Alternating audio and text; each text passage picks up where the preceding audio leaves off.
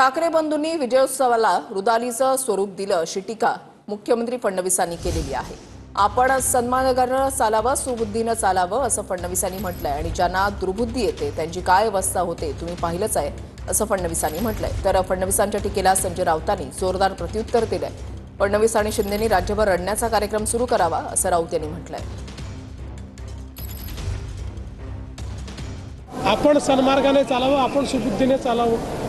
आपण सुबुद्धीने चाललो तर दुसऱ्यांना सुबुद्धी येईलच आणि ज्यांना दुर्बुद्धी येते त्यांची काय अवस्था होते तुम्ही बघितलंच आहे। कारण ज्या पद्धतीच्या काल टीका झाल्या मेळाव्यामध्ये म्हणून म्हणलं जाऊ दे, आज आनंदाचा दिवस आहे। हिंदी में बता दीजिए। कारण मी जसं सांगितलं की त्यांनी विजय उत्सवाला जसं रुदालीचं स्वरूप दिलं तसं मला आनंद उत्सवाला कुठलंही राजकीय स्वरूप द्यायचं नाही, त्यामुळे मी त्या संदर्भात काही बोलणार नाही।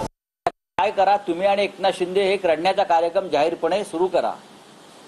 आम्ही कार्यक्रम लावतो तुमच्या रडण्याचे दोघांनी एकत्र, बरं का। कधी फडणवीस गातील, कधी शिंदे तबला वाजवतील, कधी शिंदे गातील, कधी हे तबला वाजवतील आणि तुंतण्यावरती दुसरे डेप्युटी सीएम आहेतच। तर तुम्ही हे कार्यक्रम सुरू करा महाराष्ट्रामध्ये रडण्याचे, जागोजाग रडण्याचे।